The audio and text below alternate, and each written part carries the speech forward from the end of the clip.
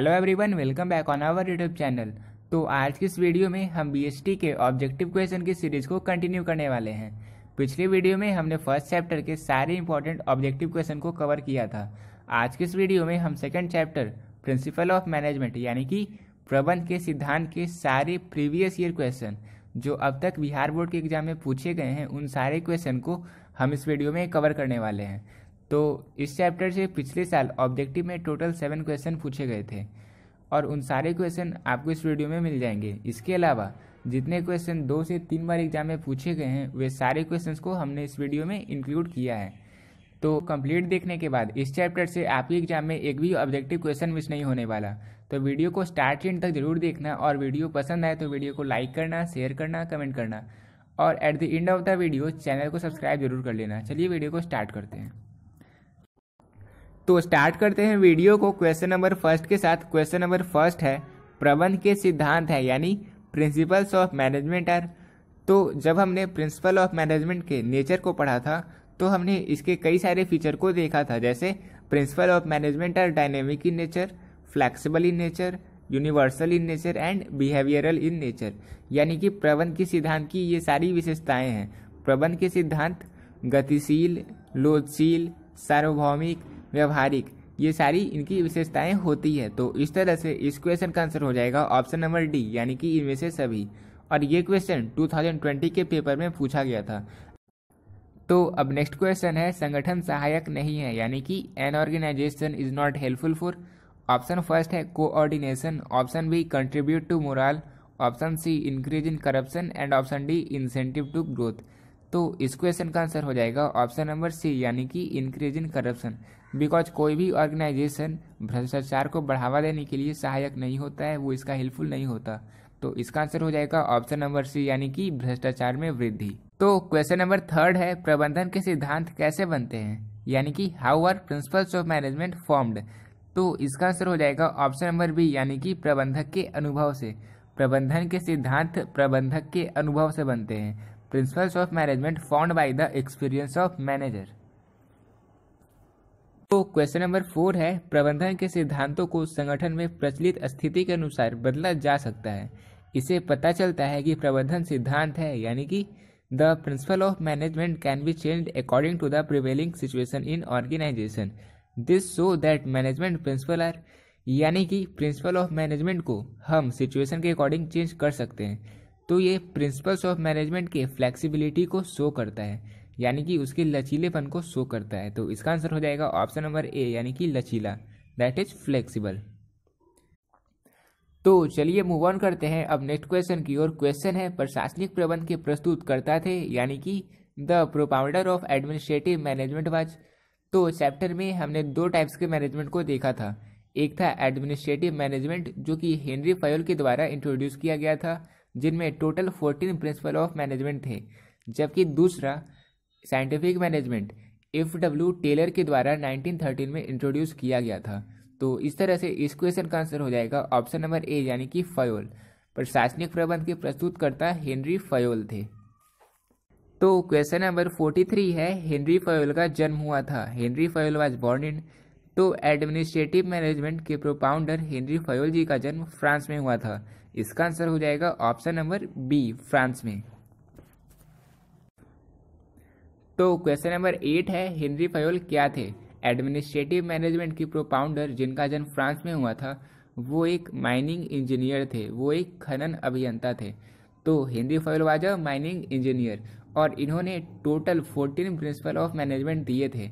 Way 14 principal of management कौन कौन से थे इसका आंसर आपको हमारे कमेंट बॉक्स में आंसर करना है। बिकॉज ये क्वेश्चन सब्जेक्टिव में 5 मार्क के लॉन्ग क्वेश्चन में पूछा जा सकता है और ये बहुत ही इंपॉर्टेंट क्वेश्चन है, ये आपको याद होना चाहिए। तो आप कमेंट बॉक्स में आंसर जरूर करना। 14 प्रिंसिपल ऑफ मैनेजमेंट कौन कौन से थे इसका आंसर आप हमारे कमेंट बॉक्स में आंसर करना, ठीक है। तो क्वेश्चन नंबर 9 है कौन सा सिद्धांत दोहरी अधीनता को रोकता है। Which principle prevent dual subordination. तो डुअल सबऑर्डिनेशन दोहरी अधीनता का ये आशय है जब किसी एक सबऑर्डिनेट को एक से ज़्यादा लोग इंस्ट्रक्शन देते हैं, एक से ज़्यादा लोग ऑर्डर देते हैं, तो उसे हम दोहरी अधीनता कहते हैं। और इसे रोकने के लिए हमारे हेनरी फयोल जी ने यूनिटी ऑफ कमांड को इंट्रोड्यूस किया था जो उनके 14 प्रिंसिपल ऑफ मैनेजमेंट में से एक था। According to the principle of unity of command, जो को सिर्फ एक ही सुपेरियर गाइड कर सकता है, सिर्फ एक ही सुपेरियर उसे ऑर्डर दे सकता है और वो सबऑर्डिनेट सिर्फ एक ही सुपेरियर के लिए अकाउंटेबल होगा। तो इसका आंसर हो जाएगा ऑप्शन नंबर ए, यानी कि कमांड की एकता, that is unity of command. तो अब अगला प्रश्न है, वैज्ञानिक प्रबंध कब प्रारंभ हुआ? When was scientific management introduced? तो ऑप्शन देने की जरूरत नहीं है, मैंने आपको पहले ही बता दिया था। 1913 में F.W. टेलर ने साइंटिफिक मैनेजमेंट को इंट्रोड्यूस किया था। तो इस क्वेश्चन का आंसर हो जाएगा ऑप्शन नंबर ए, यानी कि 1913। वैज्ञानिक प्रबंध 1913 में प्रारंभ हुआ था। और ये क्वेश्चन 2020 के बोर्ड पेपर में भी पूछा गया था। ऊपर आई बटन पर क्लिक करके आप ऑब्जेक्टिव और सब्जेक्टिव दोनों क्वेश्चन को देख सकते हो। क्वेश्चन नंबर 10 है, वैज्ञानिक प्रबंधन के पिता के रूप में किसे माना जाता है? Who is considered as the father of scientific management? तो बताने की जरूरत नहीं है, ये क्वेश्चन मैंने कई बार रिपीट कर दिया। F.W. Taylor is considered as the father of scientific management, यानी कि वैज्ञानिक प्रबंधन के पिता के रूप में F.W. टेलर को जाना जाता है। अब आपको कमेंट बॉक्स में ये आंसर करना है कि F.W. टेलर ने साइंटिफिक मैनेजमेंट के कितने प्रिंसिपल को फॉर्मुलेट किया था। तो इस क्वेश्चन का आंसर आप हमारे कमेंट बॉक्स में जरूर आंसर करना है। चलिए मूव ऑन करते हैं अब नेक्स्ट क्वेश्चन की ओर। प्रश्न है, वैज्ञानिक प्रबंधन में विश्लेषण है, analysis in scientific management is. Option first है 25%, option B 30%, option C 50% and option D 75%। So the answer of this question is option number D 75%। Analysis in scientific management is 75%।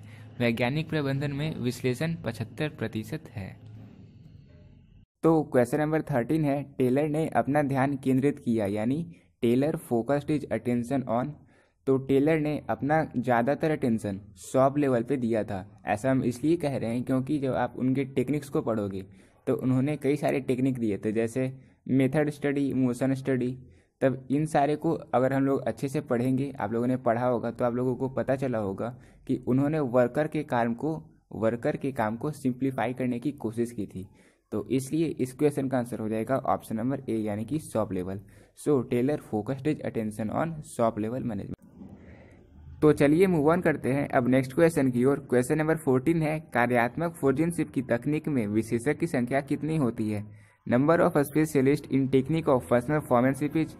तो फंक्शनल फोरेंसिक टेलर की ही एक scientific technique है और functional forensic के अंदर 2 department आते हैं, प्लानिंग डिपार्टमेंट और ऑपरेशनल डिपार्टमेंट।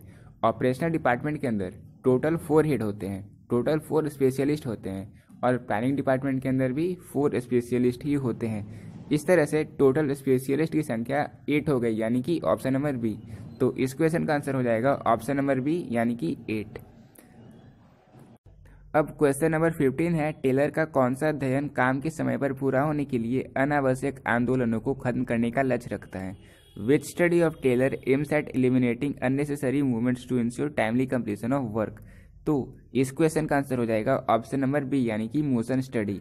मोशन स्टडी ये कार्य करता है कि जो भी अननेसेसरी मूवमेंट्स है उन सारे को एलिमिनेट करने का कार्य मोशन स्टडी करता है। ये भी एक टेलर की स्टडी थी।